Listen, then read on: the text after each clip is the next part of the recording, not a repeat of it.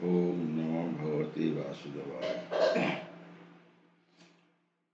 स्वधर्मम् अपि चापश्य न न विकम्पितुम् अर्हसि। धर्मस्य शुद्धाच्च क्षत्रियस्य क्षत्रियस्य न विद्यते। କ୍ଷତ୍ରିୟ ହିସାବରେ ତୁମର କର୍ତ୍ତବ୍ୟ କଥା ବିଚାର କଲେ ତୁମକୁ ଏହା ଜାଣି ରଖିବାକୁ ହେବ ଯେ ଧର୍ମ ଯୁଦ୍ଧରେ ଅଂଶଗ୍ରହଣ କରିବା ଅପେକ୍ଷା ତୁମ ପାଖରେ ଆଉ ମଙ୍ଗଳକର କାର୍ଯ୍ୟ କିଛି ନାହିଁ ଏବଂ ସେଇଥିପାଇଁ ଏଥିରେ ଦ୍ୱିଧାବୋଧ କରିବାର ଆଉ କିଛି ନାହିଁ। ସାମାଜିକ ବ୍ୟବସ୍ଥାରେ ଯେଉଁ ଚାରି ବର୍ଣ୍ଣ ବ୍ୟବସ୍ଥା ଅଛି ତା ମଧ୍ୟରେ ଦ୍ୱିତୀୟ ବର୍ଣ୍ଣ ହେଲା କ୍ଷତ୍ରିୟ। ସୁନ୍ଦର ଶାସନ ବ୍ୟବସ୍ଥା ନିମିତ୍ତ ଏହି ବ୍ୟବସ୍ଥା କରାଯାଇଛି। କ୍ଷତ୍ ଅର୍ଥ ଶବ୍ଦ ହେଲା ଆଘାତ କରିବା ବା ବିପଦ। ଆଘାତ ବା ବିପଦରୁ ଯିଏ ରକ୍ଷା କରେ ତାକୁ କ୍ଷତ୍ରିୟ କୁହାଯାଏ। ତ୍ରାୟତେ ଶବ୍ଦର ଅର୍ଥ ହେଲା ରକ୍ଷା କରିବା। ବଣରେ ହତ୍ୟା କରିବା ନିମିତ୍ତ କ୍ଷତ୍ରିୟମାନଙ୍କୁ ତାଲିମ ଦିଆଯାଇଥାଏ। କ୍ଷତ୍ରିୟ ବଣକୁ ଯାଇ ବ୍ୟାଘ୍ର ସହିତ ସମ୍ମୁଖ ଯୁଦ୍ଧରେ ବ୍ୟାପୃତ ହେବ ଏବଂ ସମ୍ମୁଖ ଯୁଦ୍ଧ ନିମିତ୍ତ ତାକୁ ଆହ୍ୱାନ କରିବ ଏବଂ ତାର କରବାଳ ସାହାଯ୍ୟରେ ବାଘ୍ୟ ସହିତ ଯୁଦ୍ଧ କରିବ। ଯୁଦ୍ଧରେ ବ୍ୟାଘ୍ର ନିହତ ହେଲେ ତାକୁ ରାଜକୀୟ ଆଡ଼ମ୍ବରରେ ସମାଧି ଦିଆଯିବ। ଏ ପ୍ରଥା ଏବେ ସୁଦ୍ଧା ଜୟପୁରରେ କ୍ଷତ୍ରିୟ ରାଜାଗଣ ପାଳନ କରି ଆସୁଥିଲେ। ବିଶେଷ କରି କ୍ଷତ୍ରିୟମାନେ କିପରି ଯୁଦ୍ଧ କରିବାକୁ ହେବ ବା ଶତ୍ରୁକୁ ଯୁଦ୍ଧ ଆହ୍ୱାନ କରିବାକୁ ହେବ, ଏ ଯୁଦ୍ଧରେ ଶତ୍ରୁକୁ ନିପାତ କରିବାକୁ ପଡ଼ିବ, ଏ ତାଲିମ ଦେଇଥାନ୍ତି। କାରଣ ବେଳେବେଳେ ଧର୍ମରକ୍ଷା ନିମିତ୍ତ ହିଂସାଚରଣ କରିବା ଦରକାର ପଡ଼େ। ତେଣୁ କ୍ଷତ୍ରିୟମାନେ ସିଧାସଳଖ ସନ୍ନ୍ୟାସ ଦୀକ୍ଷା ନେବା ଉଚିତ ନୁହେଁ। ରାଜନୀତିରେ ଅହିଂସା ଏକ କୂଟନୀତି ହୋଇପାରେ, କିନ୍ତୁ ଏହା ଶାସନ ନୀତି ନୁହେଁ। ଧର୍ମଶାସ୍ତ୍ରରେ ଏହା କୁହାଯାଇଛି, ଆହବେଶୁ ମିଥ୍ୟବାନ୍ୟ ଜିଙ୍ଘାସନ୍ତୋ ମହିକ୍ଷତ୍ୟ ଯୁଦ୍ଧମାନ ପରମ ଶକ୍ତ୍ୟା ସ୍ୱର୍ଗଯାନ୍ତି ଅପରାଙ୍ଗ ମୁଖା ଯଜ୍ଞସୁ ପଶବ ବ୍ରାହ୍ମଣ ହନ୍ୟତେ ଶତଂ ଦ୍ୱିଜୟ ସଂସ୍ପୃତ୍ୟାକିଳ ମନ୍ତ୍ରେଶ୍ୱ ତୋପି ସ୍ୱର୍ଗ ଅପାବୃତଂ। ଯେପରି ଶ୍ରୋତ୍ରିୟ ବ୍ରାହ୍ମଣମାନେ ଯଜ୍ଞରେ ପଶୁ ବଳି ଦେଇ ସ୍ୱର୍ଗ ଲାଭ କରନ୍ତି, ସେହିପରି ଯୁଦ୍ଧ କ୍ଷେତ୍ରରେ ଜଣେ ରାଜା ବା କ୍ଷତ୍ରିୟ ଶତ୍ରୁ ସହିତ ଯୁଦ୍ଧ କରି ମୃତ୍ୟୁବରଣ କଲେ ସ୍ୱର୍ଗ ପ୍ରାପ୍ତ ହୁଏ। ତେଣୁ ଧର୍ମନୀତି ଉପରେ ପ୍ରତିଷ୍ଠିତ ହୋଇ ଯୁଦ୍ଧରେ ହିଂସାଚରଣ କରିବା ବା ଶତ୍ରୁକୁ ବିନାଶ କରିବା ଏବଂ ଯଜ୍ଞରେ ପଶୁ ବଳି ଦେବା ହିଂସାତ୍ମକ କାଣ୍ଡ ବୋଲି ବିବେଚିତ ହୁଏ ନାହିଁ। କାରଣ ଧର୍ମନୀତି ଅବଲମ୍ବନ କଲେ ସମସ୍ତେ ଉପକୃତ ହୁଅନ୍ତି ବା କଲ୍ୟାଣ ଲାଭ କରନ୍ତି। ଯେଉଁ ପଶୁକୁ ଯଜ୍ଞରେ ବଳି ଦିଆଯାଏ ସାଙ୍ଗେ ସାଙ୍ଗେ ମାନବ ଜନ୍ମରେ ଲାଭ କରେ ଆଉ ତାକୁ କ୍ରମ ବିକାଶ ପନ୍ଥାରେ ଅନ୍ୟ ଯୌଜନରେ ଭ୍ରମିବାକୁ ପଡ଼େ ନାହିଁ। ଯେପରି ବ୍ରାହ୍ମଣମାନେ ଯଜ୍ଞରେ ପଶୁ ବଳି ଦେଇ ସ୍ୱର୍ଗଲୋକ ଲାଭ କରନ୍ତି, ସେହିପରି କ୍ଷତ୍ରିୟମାନେ ଯୁଦ୍ଧ କ୍ଷେତ୍ରରେ ପ୍ରାଣତ୍ୟାଗ କରି ସ୍ୱର୍ଗ ଲାଭ କରନ୍ତି। ଦୁଇ ପ୍ରକାର ସ୍ୱଧର୍ମ ଅଛି। ଯେପର୍ଯ୍ୟନ୍ତ ବ୍ୟକ୍ତି ମୁକ୍ତ ନ ହୋଇଛି ସେ ପର୍ଯ୍ୟନ୍ତ ମୁକ୍ତି ଲାଭ ନିମିତ୍ତ ରାଜନୀତି ଧର୍ମନୀତି ଉପରେ ପ୍ରତିଷ୍ଠିତ ହୋଇ ଇହ ଜନ୍ମରେ ତାହାର ସ୍ୱଧର୍ମ ପାଳନ କରିବାକୁ ବା କର୍ତ୍ତବ୍ୟ କର୍ମ କରିବାକୁ ପଡ଼ିବ। ଯେତେବେଳେ ବ୍ୟକ୍ତି ମୁକ୍ତ ହୋଇଗଲା ସେତେବେଳେ ତାର ସ୍ୱଧର୍ମ ବା କର୍ତ୍ତବ୍ୟ କର୍ମ ଅପ୍ରାକୃତିକ କର୍ମ ବା ଦିବ୍ୟ କର୍ମ ହୋଇଗଲା ଏବଂ ସେତେବେଳେ ସେ ଆଉ ଭୌତିକ ଦେହଧାରଣ ନଥାଏ। ଭୌତିକ ଦେହଧାରଣରେ ଯେତେବେଳେ ବ୍ୟକ୍ତି ଥାଏ ସେତେବେଳେ ବ୍ରାହ୍ମଣ ଓ କ୍ଷତ୍ରିୟମାନଙ୍କ ନିମିତ୍ତ ସ୍ୱତନ୍ତ୍ର କର୍ମମାନ ଅଛି ଏବଂ ଏ ପ୍ରକାର କର୍ମ ସମ୍ପାଦନ ଅପରିହାର୍ଯ୍ୟ ଅଟେ। ସ୍ୱଧର୍ମ ଭଗବାନଙ୍କ ଦ୍ୱାରା ସ୍ଥିରୀକୃତ କରାହୋଇଛି ଏବଂ ଚତୁର୍ଥ ଅଧ୍ୟାୟରେ ଏ ସମ୍ବନ୍ଧରେ ବିଶ୍ଳେଷଣ କରାଯିବ। ଭୌତିକ ଦେହ ଧାରଣ ସ୍ତରରେ ସ୍ୱଧର୍ମକୁ ବର୍ଣ୍ଣାଶ୍ରମ ଧର୍ମ ବା ବ୍ୟକ୍ତିର ଦିବ୍ୟାନୁଭୂତି ଲାଭ କରିବା ନିମିତ୍ତ ପ୍ରାଥମିକ ସୋପାନ ବୋଲି କୁହାଯାଏ। ବର୍ଣ୍ଣାଶ୍ରମ ଧର୍ମ ସ୍ତରରୁ ମାନବ ସଭ୍ୟତା ଆରମ୍ଭ ହୁଏ। ଭୂତ ପ୍ରକୃତିର ଯେଉଁ ଗୁଣ ନେଇ ଭୌତିକ ଶରୀର ଲାଭ କରିଛି ସେହି ଗୁଣ ଅନୁଯାୟୀ କର୍ମ ସମ୍ପାଦନ କରିବାକୁ ବର୍ଣ୍ଣାଶ୍ରମ ଧର୍ମ କୁହାଯାଏ। ବର୍ଣ୍ଣାଶ୍ରମ ଧର୍ମ ଅନୁଯାୟୀ ଯେକୌଣସି କର୍ମକ୍ଷେତ୍ରରେ କର୍ତ୍ତବ୍ୟ ସମ୍ପାଦନ କଲେ ବ୍ୟକ୍ତି ଉଚ୍ଚତର ସ୍ତରକୁ ଉନ୍ନୀତ ହୁଏ। ଯଦୃଚ୍ଛୟା च पयापन्न स्वर्गोद्वारम् अपावृतं ସୁଖୀ କ୍ଷତ୍ରିୟ ପାର୍ଥ ଲଭନ୍ତେ ଯୁଦ୍ଧମ୍ ଇନ୍ଦ୍ରସୁତମ୍। ହେ ପାର୍ଥ, ଯେଉଁ କ୍ଷତ୍ରିୟମାନେ ଏ ପ୍ରକାର ଧର୍ମ ଯୁଦ୍ଧର ସୁବିଧା ପାଆନ୍ତି ଅର୍ଥାତ୍ ଆପେ ଆପେ ସେମାନଙ୍କ ପାଖରେ ଆସି ଏ ଯୁଦ୍ଧ ଉପସ୍ଥିତ ହୁଏ ଏବଂ ସେମାନଙ୍କ ପାଇଁ ସ୍ୱର୍ଗଦ୍ୱାର ଖୋଲା ଥାଏ, ଖୋଲା କରିଦିଏ, ସେମାନେ ଅତ୍ୟନ୍ତ ସୁଖୀ ଅଟନ୍ତି। ଅର୍ଜୁନ କହିଲେ, ଏ ଯୁଦ୍ଧରେ ମୁଁ କିଛି ଦେଖିପାରୁନାହିଁ।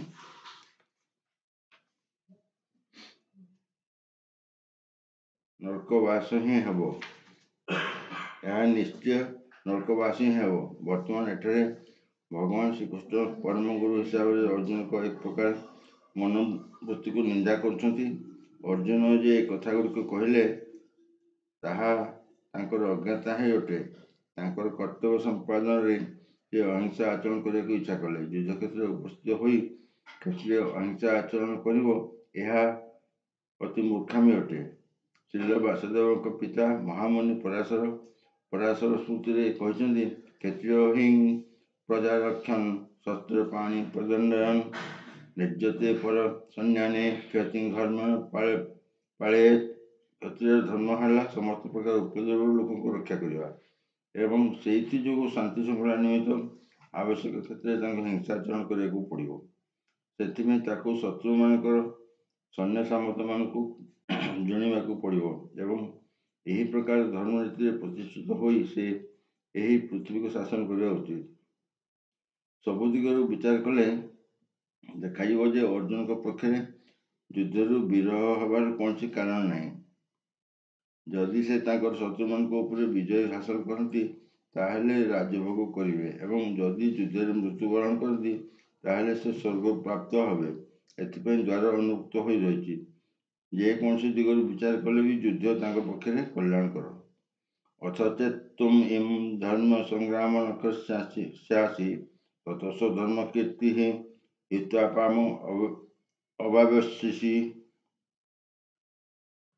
ଯଦି ତୁମେ ଧର୍ମ ଯୁଦ୍ଧରେ ଯୁଦ୍ଧ ନ କର ତାହେଲେ ତୁମେ ନିଶ୍ଚୟ କର୍ତ୍ତବ୍ୟରେ ଅବହେଳା ପ୍ରଦର୍ଶନ ଯୋଗୁଁ ପାପ ହିଁ ଅର୍ଜନ କରିବ ଏବଂ ଏହାଦ୍ୱାରା ତୁମର ଯୋଦ୍ଧା ହିସାବରେ ଯେଉଁ ଖ୍ୟାତି ଅଛି ସେତକ ହରାଇବ।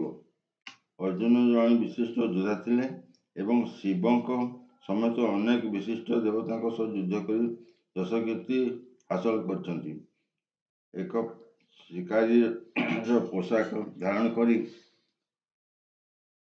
ଶ୍ରୀବିଜୟଙ୍କୁ ଯୁଦ୍ଧରେ ପରାସ୍ତ କରିବା ପରେ ଅର୍ଜୁନ ଭଗବାନଙ୍କୁ ସନ୍ତୁଷ୍ଟ କଲେ ଏବଂ ଉପହାର ସଦୃଶ ପାଶୁପତ ଅସ୍ତ୍ର ନାମକ ଏକ ଅସ୍ତ୍ର ଲାଭ କଲେ। ସମସ୍ତେ ଏକଥା ଜାଣନ୍ତି ଯେ ସେ ଏକ ପ୍ରସିଦ୍ଧ ଯୋଦ୍ଧା।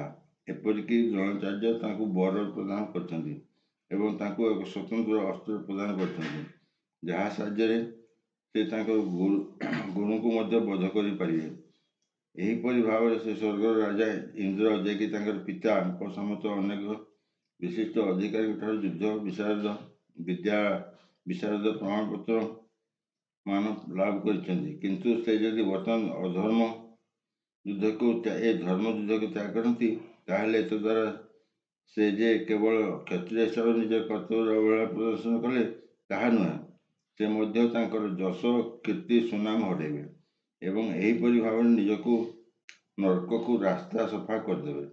ଅନ୍ୟ କଥାରେ ଏହା ହିଁ କୁହାଯାଇପାରେ ଯେ ସେ ଯୁଦ୍ଧ କଲେ ନରକକୁ ଯିବେ ନାହିଁ, ବରଂ ଯୁଦ୍ଧ ନ କରିବା ଦ୍ୱାରା ନରକକୁ ଯିବେ। ଅକୀର୍ତ୍ତି ଚାପି ଭୂତାନି ପଥେନଶ୍ୟନ୍ତି te ବ୍ୟୟମ୍ ସମ୍ଭାବିତକୀର୍ତ୍ତନ ବର୍ଣ୍ଣାତ୍ ଅତିରିଜ୍ୟତେ। ଲୋକମାନେ ବରାବର ତୁମର କଳଙ୍କ ରଚନା କରିବେ। ଯେଉଁ ଲୋକ ବରାବର ସମ୍ମାନ ଲାଭ କରି ଆସିଛି ତା ପକ୍ଷରେ ଅପଯଶ ବା ନିନ୍ଦା ମରଣରୁ ବଳି ପଡ଼ିବ। ଭଗବାନ ଶ୍ରୀକୃଷ୍ଣ ବର୍ତ୍ତମାନ ଅର୍ଜୁନକୁ ବନ୍ଧୁ ବା ସଖା ହିସାବରେ ତଥା ଦାର୍ଶନିକ ହିସାବରେ ଅର୍ଜୁନଙ୍କ ଯୁଦ୍ଧ ନ କରିବା ନିଷ୍ପତ୍ତି ଉପରେ ତାଙ୍କର ଶେଷ ବିଚାର ଦେଇଛନ୍ତି। ଭଗବାନ କହିଲେ, ଅର୍ଜୁନ, ତୁମେ ଯଦି ଯୁଦ୍ଧକ୍ଷେତ୍ର ତ୍ୟାଗ କରିଯାଅ ଲୋକମାନେ ତୁମକୁ ଭୀରୁ ବୋଲି କହିବେ। ଯଦି ତୁମେ ଭାବୁଥାଅ ଯେ ଲୋକମାନେ ନିନ୍ଦା କରନ୍ତୁ ପଛକେ ତୁମେ ଯୁଦ୍ଧକ୍ଷେତ୍ରରୁ ପଳାୟନ କରି ଜୀବନ ବଞ୍ଚାଇବ, ତଥାପି ମୋର ଉପଦେଶ, ତୁମେ ଯୁଦ୍ଧକ୍ଷେତ୍ରରୁ ପଳାଇ ନ ଯାଇ ବରଂ ଏଠାରେ ମୃତ୍ୟୁବରଣ କରିବା ଉଚିତ। ତୁମ ପରି ଏ ସମ୍ମାନୀୟ ବ୍ୟକ୍ତି ପକ୍ଷରେ ଅପଯଶ ବା ନିନ୍ଦାଟା ମରଣଠୁ ବଳି ପଡ଼ିବ। ତେଣୁ ତୁମେ ମୃତ୍ୟୁ ଭୟରେ ପଳାଇ ଯିବା ଉଚିତ ନୁହେଁ। ବରଂ ଯୁଦ୍ଧରେ ମୃତ୍ୟୁବରଣ କରିବା ଉଚିତ। ଏତଦ୍ୱାରା ତୁମେ ମୋର ବନ୍ଧୁ ବା ସଖା ହୋଇଥିବାରୁ ଯେଉଁ ନିନ୍ଦାଟା ଶୁଣିବ ସେଥିରୁ ରକ୍ଷା ପାଇପାରିବ ଏବଂ ସମାଜରେ ତୁମର ଯେଉଁ ମାନ ସମ୍ମାନ ଅଛି ତାହା ମଧ୍ୟ ହରାଇବ ନାହିଁ। ତେଣୁ ଭଗବାନଙ୍କର ଅର୍ଜୁନ ପ୍ରତି ଶାସ୍ତ୍ରୀ ନିଷ୍ପତ୍ତି ହେଲା ପଳାଇ ନ ଯାଇ ବରଂ ଯୁଦ୍ଧରେ ପ୍ରାଣତ୍ୟାଗ କରିବା ଉଚିତ। ଭୟାଦରण्याଦ୍ ଉପରତଂ ମମସ୍ୟତେ ତୁଂ ମହାରଥା ଯଶଂ ଚତୁର୍ବୁହୁମତୋ ଭୃତ୍ୟା ଯଶସ୍ୱୀ ଲାଘବମ୍।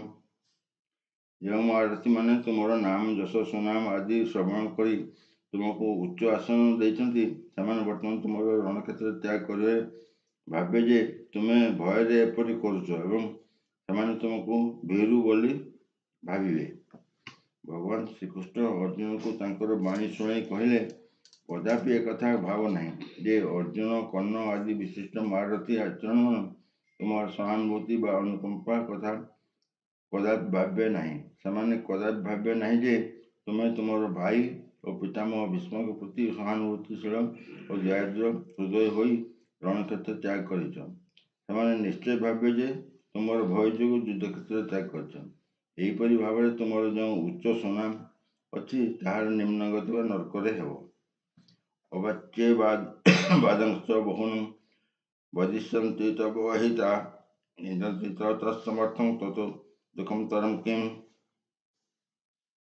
ତୁମର ଶତ୍ରୁମାନେ ତୁମ ବିଷୟରେ ଅନେକ କଟ କଥା କହିବେ ଏବଂ ତୁମର ଶକ୍ତିକୁ ନିନ୍ଦା କରିବେ। ଏହାରୁ ବଳି ଆଉ ଦୁଃଖ କ'ଣ ଅଛି?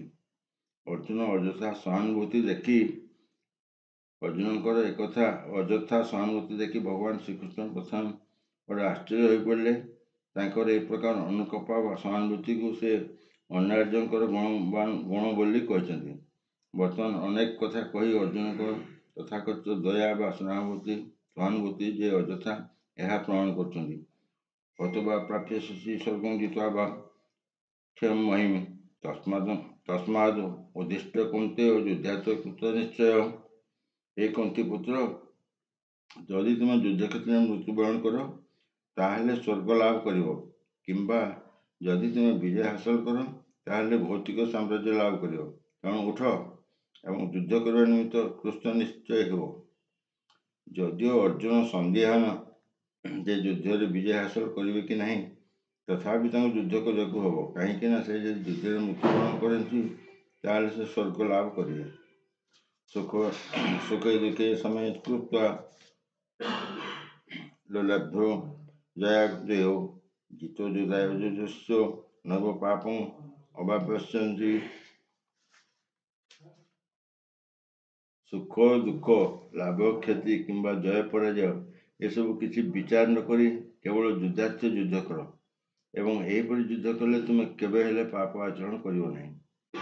ବର୍ତ୍ତମାନ ଭଗବାନ ଶ୍ରୀକୃଷ୍ଣ ପ୍ରତ୍ୟକ୍ଷ ଭାବରେ କହୁଛନ୍ତି ଯେ କେବଳ ଯୁଦ୍ଧାର୍ଥେ ଅର୍ଜୁନ ଯୁଦ୍ଧ କରିବା ଉଚିତ, କାରଣ ସେ ଯୁଦ୍ଧ ଚାହୁଁଛନ୍ତି।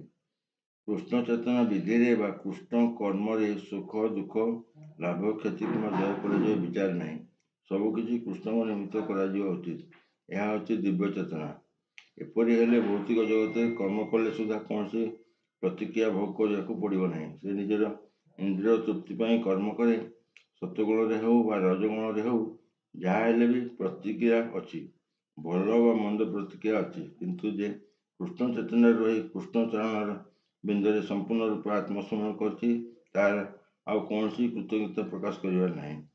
ସାଧାରଣତଃ ସାମାଜିକ କ୍ଷେତ୍ରରେ ବ୍ୟକ୍ତି ଅନେକ ପ୍ରତି କୃତଜ୍ଞତା ପାଶରେ ଆବଦ୍ଧ ହୁଏ, କିନ୍ତୁ ସମ୍ପୂର୍ଣ୍ଣ ରୂପେ କୃଷ୍ଣଙ୍କ ପଦାରବିନ୍ଦରେ ଆତ୍ମସମର୍ପଣ କଲେ ବ୍ୟକ୍ତି ଆଉ କାହାଠାରେ କୌଣସି ପ୍ରକାର କୃତଜ୍ଞତା ପାଶରେ ଆବଦ୍ଧ ହୁଏ ନାହିଁ। କୁହାଯାଇଛି, ଦେବର୍ଷି ବୋତାନୃଣାଂ ପିତॄଣାଂ କିଂକରି ନାରାୟଣମୁନି ଚ ରାଜନ୍ ସର୍ବାଦନାଂ ଜ ଶରଣମ୍ ଗତେ ମୁକୁନ୍ଦଂ ପରିହୃତଂ କର୍ତ୍ତମ୍।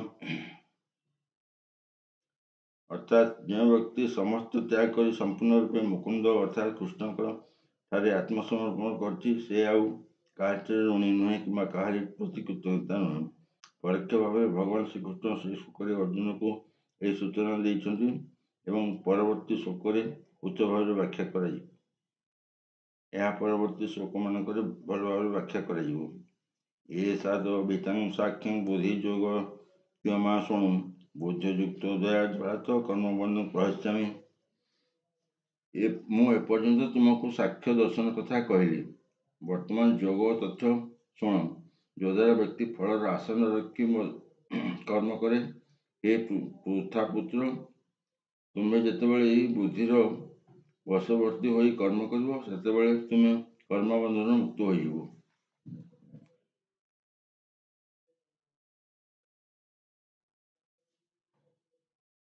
ନିରୁକ୍ତି ବା ବୈଦ୍ୟୁତିକ ସମ୍ବିଧାନ ଅନୁଯାୟୀ ସାଂଖ୍ୟ ଶବ୍ଦର ଅର୍ଥ ହେଲା ଯାହା ଗୋଚର ପଦାର୍ଥର ସବିଶେଷ ବିବରଣୀ ଦିଏ, ଏବଂ ସାକ୍ଷ୍ୟ କହିଲେ ସେହି ଦର୍ଶନକୁ ବୁଝାଏ, ଯାହା ଆତ୍ମାର ପ୍ରକୃତ ସ୍ୱରୂପକୁ ଦର୍ଶାଏ ଏବଂ ଯୋଗ ଇନ୍ଦ୍ରିୟ ସଂଯମକୁ ବୁଝାଏ। ଅର୍ଜୁନ ଯେଉଁ ବିଚାରଧାରା ନେଇଛନ୍ତି, ସେ ଯୁଦ୍ଧ କରିବେ ନାହିଁ, ଏହା ଇନ୍ଦ୍ରିୟ ତୃପ୍ତି ଉପରେ ଆଧାରିତ। ତାହାର ପରମ କର୍ତ୍ତବ୍ୟକୁ ସେ ଭୁଲି ଯାଇ ଯୁଦ୍ଧରୁ ବିରତ ହେବାକୁ ଇଚ୍ଛା କରୁଛି, କାହିଁକି ନା ସେ ଭାବୁଛି ଯୁଦ୍ଧରେ ଧୃତରାଷ୍ଟ୍ରଙ୍କ ପୁତ୍ର ତାଙ୍କର ଭାଇ ବନ୍ଧୁ କୁଟୁମ୍ବକୁ ବିନାଶ କରି ରାଜ୍ୟ ଭୋଗ କରିବା ଅପେକ୍ଷା ସେମାନଙ୍କୁ ନ ମାରିବା ହିଁ ଭଲ। ତଦ୍ୱାରା ସେ ଅଧିକ ସୁଖୀ ହେବ। ଉଭୟ ଦିଗରୁ ବିଚାର କଲେ ଜଣାଯିବ ଯେ ମୌଳିକ ନୀତି ହେଲା ଇନ୍ଦ୍ରିୟ ତୃପ୍ତି। ଆତ୍ମୀୟ ସ୍ୱଜନ ଭାଇ ବନ୍ଧୁ କୁଟୁମ୍ବକୁ ଜୟ କରିବା ଦ୍ୱାରା ଯେଉଁ ସୁଖ ମିଳିବ, ଇଏ ଉଭୟ ସୁଖ ଇନ୍ଦ୍ରିୟ ତୃପ୍ତି ଉପରେ ଆଧାରିତ, କାରଣ ଏହାଦ୍ୱାରା ଜ୍ଞାନ ଓ କର୍ତ୍ତବ୍ୟକୁ ବଳି ଦିଆଯାଇଅଛି। ତେଣୁ ଶ୍ରୀକୃଷ୍ଣ ବୁଝାଇବାକୁ ଚେଷ୍ଟା କରୁଛନ୍ତି ଯେ ତାଙ୍କର ପିତାମହ ଶରୀରକୁ ବିନାଶ କରିବା ଦ୍ୱାରା ତାଙ୍କର ଆତ୍ମାକୁ ବିନାଶ କରୁନାହାନ୍ତି, ଏବଂ ସେ ପୁଣି ବୁଝାଇ କରି କହୁଛନ୍ତି ଯେ ସମସ୍ତ ବ୍ୟକ୍ତି ଏପରିକି ଭଗବାନଙ୍କ ସମସ୍ତ ଶାଶ୍ୱତ ରୂପେ ଜଣେ ଜଣେ ଆତ୍ମା ଅଟନ୍ତି। ସେମାନେ ଅତୀତରେ ଜଣେ ଜଣେ ଆତ୍ମା ଥିଲେ, ବର୍ତ୍ତମାନ ଅଛନ୍ତି ଏବଂ ଭବିଷ୍ୟତରେ ରହିବେ, କାରଣ ଏମାନେ ସମସ୍ତେ ଶାଶ୍ୱତ ଭାବେ ଜଣେ ଜଣେ ଆତ୍ମା ଅଟନ୍ତି।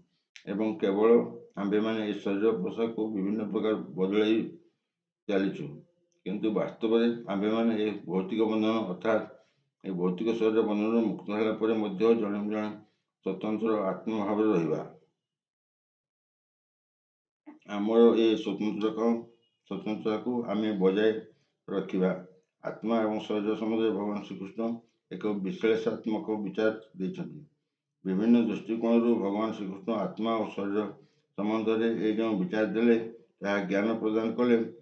ନିରୁକ୍ତି ଅଭିଯାନ ଅନୁଯାୟୀ ଏଥିରେ ସାଂଖ୍ୟ ବୋଲି କୁହାଯାଇଛି। ଏ ସାଂଖ୍ୟର ନାସ୍ତିକ କପିଳଙ୍କର ସାଂଖ୍ୟ ଦର୍ଶନ ନୁହେଁ।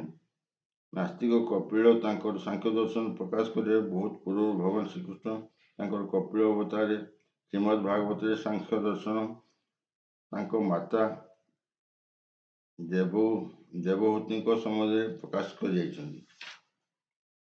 ସେ ପରିଷ୍କାର ଭାବରେ କହିଛନ୍ତି ଯେ ପୁରୁଷ ବା ପରମ ପୁରୁଷ ଭଗବାନ ହିଁ କ୍ରିୟାଶୀଳ ଅଟନ୍ତି ଏବଂ ପ୍ରକୃତି ଉପରେ କଟାକ୍ଷପାତ କରି ସୃଷ୍ଟି କରିଛନ୍ତି।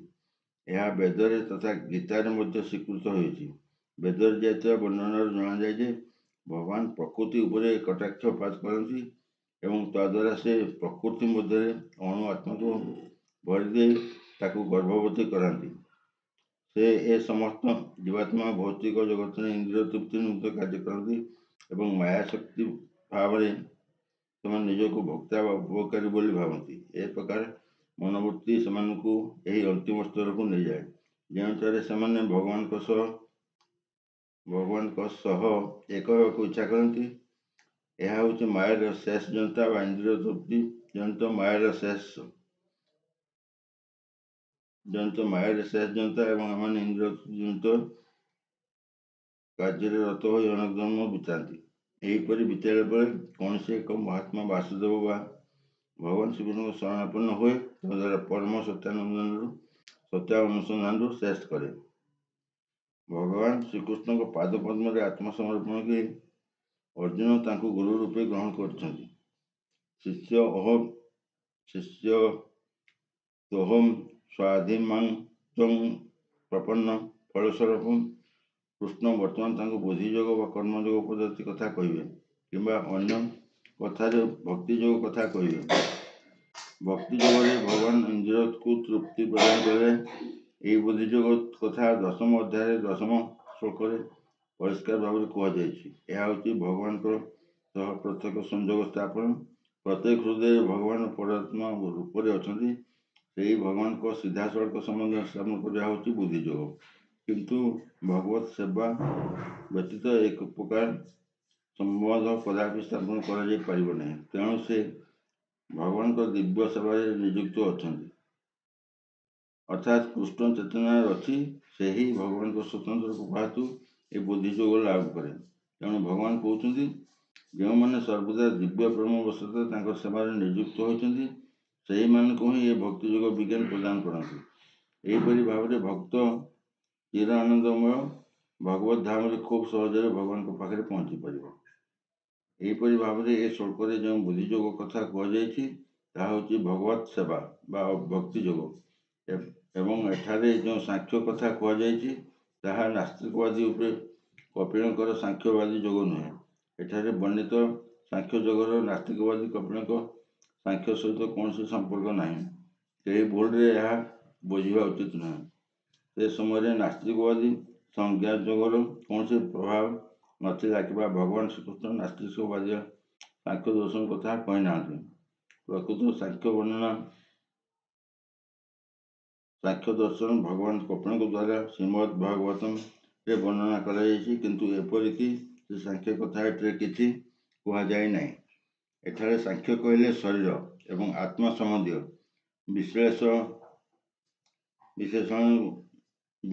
ବିଶ୍ଳେଷଣାତ୍ମକ ବିବରଣକୁ ବୁଝାଏ। ଭଗବାନ ଶ୍ରୀକୃଷ୍ଣ ଆତ୍ମା ସମ୍ବନ୍ଧୀୟ ବିଶ୍ଳେଷଣାତ୍ମକ ବିବରଣ ଦେଲେ, କାହିଁକି ନା ଅର୍ଜୁନକୁ ବୁଦ୍ଧି ଯୋଗ ବା ଭକ୍ତି ଯୋଗ ସ୍ୱରୂପ ଆଣିବା ନିମନ୍ତେ ଭଗବାନ ଶ୍ରୀକୃଷ୍ଣଙ୍କ ଏହି ବିବରଣୀ ଦେଲେ। ତେଣୁ ଭଗବାନ ଶ୍ରୀକୃଷ୍ଣଙ୍କ ସାଂଖ୍ୟ ଓ ଶ୍ରୀମଦ୍ ଭାଗବତମରେ କୁହାଯାଇଥିବା ଶ୍ରୀ କପିଳ ଦେବଙ୍କ ସାଂଖ୍ୟ ଏକ ଅଭିନ୍ନ ଅଟନ୍ତି। ସେସବୁ ଭକ୍ତି ଯୋଗ। ତେଣୁ ସେ କହିଛନ୍ତି ଯେ କେବଳ ଅଳ୍ପ ବୁଦ୍ଧି ସମ୍ପନ୍ନ ଲୋକେ ସାଂଖ୍ୟ ଯୋଗ ଓ ଭକ୍ତି ଯୋଗ ମଧ୍ୟରେ ଭେଦ ସୃଷ୍ଟି କରନ୍ତି। ଅବଶ୍ୟ ନାସ୍ତିକବାଦୀ ଓ ସାଂଖ୍ୟ ଯୋଗର ଭକ୍ତି ଯୋଗ ସହିତ କୌଣସି ସମ୍ପର୍କ ନାହିଁ। ତଥାପି ଅଳ୍ପ ବୁଦ୍ଧି ସମ୍ପନ୍ନ ଲୋକେ କହନ୍ତି ଯେ ଭଗବତ ଗୀତାରେ କେହି ନାସ୍ତିକବାଦୀ ସାଂଖ୍ୟ ଯୋଗ କଥା କୁହାଯାଇଅଛି। ତେଣୁ ବ୍ୟକ୍ତି ଏକଥା ଜାଣିବାକୁ ହେଉଛି ଯେ ପୂର୍ଣ୍ଣ କୃଷ୍ଣ ଚେତନାରେ ପୂର୍ଣ୍ଣ ଆନନ୍ଦ ଓ ଜ୍ଞାନ ଭୂମିକାରେ ଭଗବାନ ସେବାରତ ସେବା କି କାମ କରିବା ଅର୍ଥ ବୁଦ୍ଧି ଯୋଗ ବର୍ଣ୍ଣନ କରିବା। ଯେଉଁ ବ୍ୟକ୍ତି କେବଳ ଭଗବାନଙ୍କ ଆନନ୍ଦ ନିମିତ୍ତ କାମ କରେ, ସେ କାମ ଯେତେ କଷ୍ଟକର ହେଉ ପଛକେ ସେ ବୁଦ୍ଧି ଯୋଗର ବଶବର୍ତ୍ତୀ ହୋଇ କାମ କରୁଛି ବୋଲି ବୁଝାଯିବ ଏବଂ ସେଥିରେ ସର୍ବଦା ଦିବ୍ୟ ଆନନ୍ଦ ଲାଭ କରେ। ଏ ପ୍ରକାର ଦିବ୍ୟ କର୍ମରେ ନିଯୁକ୍ତ ହେବା ଦ୍ୱାରା ଭଗବାନଙ୍କ କୃପାରୁ ବ୍ୟକ୍ତି ସ୍ୱତଃ ଦିବ୍ୟ ଗୁଣ ଲାଭ କରେ ଏବଂ ଏହିପରି ଭାବରେ ତାର ମୁକ୍ତି ସମ୍ପୂର୍ଣ୍ଣ ହୋଇଯାଏ ଏବଂ ଏଥିପାଇଁ ତାକୁ ଜ୍ଞାନ ଲାଭ ନିମିତ୍ତ ଆଉ ଅଧିକା ପ୍ରଚେଷ୍ଟା କରିବାକୁ ପଡ଼େ ନାହିଁ। କୃଷ୍ଣ ଚେତନାରେ କାମ କରିବା ଏବଂ ସକାମ କର୍ମ ବା ଫଳ ଆଶା ଲାଭ କାମ କରିବା ମଧ୍ୟରେ ବହୁତ ପାର୍ଥକ୍ୟ ଅଛି। ବିଶେଷ କରି ଇନ୍ଦ୍ରିୟ ତୃପ୍ତି ନିମିତ୍ତ ପରିବାରକୁ ଆନନ୍ଦ ଦେବା ନିମିତ୍ତ ଏ ଭୌତିକ ସୁଖ ଲାଭ କରିବା ନିମିତ୍ତ ଯେଉଁ କର୍ମ କରାଯାଏ, ତାହା ହେଉଛି ସକାମ କର୍ମ। ଏହି ସକାମ କର୍ମ ଏବଂ କୃଷ୍ଣ କର୍ମ ମଧ୍ୟରେ ବହୁତ ପାର୍ଥକ୍ୟ ଅଛି। ତେଣୁ ବୁଦ୍ଧି ଯୋଗ ହେଉଛି ଆମ୍ଭେମାନେ କରୁଥିବା କର୍ମର ଦିବ୍ୟ ଗୁଣ। ନା ହିଁ ଭକ୍ତି ନା ହୋ ଶାସ୍ତି ଅତ୍ୟବୟତ ବିଚତି ଅଳ୍ପମପି ଧର୍ମେଶ ପ୍ରାୟତେ ମହତ୍ଵ ଭୟାତ୍। ଏହି ପ୍ରଚେଷ୍ଟାରେ କିଛି ନଷ୍ଟ ହୁଏନି ବା କୌଣସି ହାନି ହୁଏନି ଏବଂ ଏହି ମାର୍ଗରେ କିଛି ଅଗ୍ରଗତି କଲେ ବ୍ୟକ୍ତି ଅତି ବିପଜ୍ଜନକ ଅବସ୍ଥାରେ ରଖାଯାଇପାରେ। କୃଷ୍ଣ ଚେତନାରେ କାମ ଅପେକ୍ଷା କାମ କରିବା ବା କୌଣସି ଇନ୍ଦ୍ରିୟ ତୃପ୍ତିର କାମନା ରଖି କୃଷ୍ଣଙ୍କ ନିମିତ୍ତ କାମ କରିବା ହେଉଛି କର୍ମାନୁଷ୍ଠାନର ସର୍ବୋଚ୍ଚ ଦିବ୍ୟ ଗୁଣ। ଏପରିକି ଏ ଦିଗରେ ଯେ ଅଳ୍ପ କିଛି ହିଁ କରିଛି, ସେ ମଧ୍ୟ କୌଣସି ବାଧାପ୍ରାପ୍ତ ହୁଏ ନାହିଁ କି ସେ ସ୍ୱଳ୍ପ କର୍ମ ମଧ୍ୟ କୌଣସି ପ୍ରକାର ସ୍ତରରେ ନଷ୍ଟ ହୁଏ ନାହିଁ। ଭୌତିକ ସ୍ତରରେ ଯେଉଁ କାର୍ଯ୍ୟ କରାଯାଏ ତାକୁ ସମ୍ପୂର୍ଣ୍ଣ କରିବାକୁ ହେବ, ନଚେତ୍ ସମସ୍ତ ପ୍ରଚେଷ୍ଟା ପଣ୍ଡ ହୋଇଯିବ। କିନ୍ତୁ କୃଷ୍ଣ ଚେତନାରେ ଯେଉଁ କର୍ମ ଆରମ୍ଭ କରାଯାଇଛି, ତାହା ଶେଷ ନ ହୋଇଥିଲେ ମଧ୍ୟ ତାହାର ସ୍ଥାୟୀ ଫଳ ଅଛି। କୃଷ୍ଣ ଚେତନାରେ କରାଯାଇଥିବା କର୍ମ ଅସମ୍ପୂର୍ଣ୍ଣ ହେଲେ ସୁଦ୍ଧା ସେ କର୍ମର କର୍ତ୍ତା କିଛି କ୍ଷତି ହୁଏ ନାହିଁ। କୃଷ୍ଣ ଚେତନାରେ ଶତକଡ଼ା 1 ଭାଗ କର୍ମ ହୋଇଥିଲେ ସୁଦ୍ଧା ତାହାର ସ୍ଥାୟୀ ଫଳ ଅଛି। ତେଣୁ ପରେ ଯେତେବେଳେ ତାହା ଆରମ୍ଭ କରାଯିବ, ତାହା ଶତକଡ଼ା 2 ଭାଗରୁ ଆରମ୍ଭ କରାଯିବ। କିନ୍ତୁ ଭୌତିକ ସ୍ତରରେ ଯେଉଁ କର୍ମ କରାଯାଏ, ସେଥିରେ ପୂର୍ଣ୍ଣ ସଫଳତା ଲାଭ ନହେଲେ କୌଣସି ଲାଭ ନାହିଁ। ଅଜାମିଳ ଶତକଡ଼ା ଖୁବ୍ କମ୍ ଭାଗ କର୍ମ କୃଷ୍ଣ ଚେତନାରେ କରିଥିଲେ, କିନ୍ତୁ ଶେଷରେ ଭଗବାନଙ୍କ କୃପାରୁ ଯେ ଯେଉଁ ଫଳ ପାଇଲେ ତାହା ପରିପୂର୍ଣ୍ଣ ଅଟେ, ଅର୍ଥାତ୍ ଶତକଡ଼ା 100% ଅଟେ। ଏ ସମ୍ବନ୍ଧରେ ଶ୍ରୀମଦ୍ ଭାଗବତମରେ ଏକ ସୁନ୍ଦର ଶ୍ଲୋକ ଅଛି। ତତ୍ତ୍ୱଂସୋ ଧର୍ମ ଚାରଣଭୁଜଂ ହରେ ଭଜନಂ ପକୋଚ ତतो यदि यत्र दाभद्रम अद्भुतम शक्ति कौं पार्थ अप्त भजम ताम स्वधर्मत। अर्थात ଯଦି କୌଣସି ବ୍ୟକ୍ତି ନିଜ ବ୍ୟକ୍ତିଗତ ଲାଭ ଉଠାଇଥିବା କର୍ମକୁ ତ୍ୟାଗ କରି କୃଷ୍ଣ ଚେତନା କର୍ମ କରେ ଏବଂ ସେ କର୍ମ ପୁରାପୁରି ନପାରି ଯଦି ଅଧ ପତିତ ହୁଏ, ତାହେଲେ ତାର କ'ଣ କ୍ଷତି ହୁଏ? ଯଦି କେହି ତାର ଭୌତିକ କର୍ମ ସମ୍ପୂର୍ଣ୍ଣ ଭାବେ ସମ୍ପାଦନ କରିଥାଏ, ତେବେ ତାର କ'ଣ ଲାଭ ହୁଏ?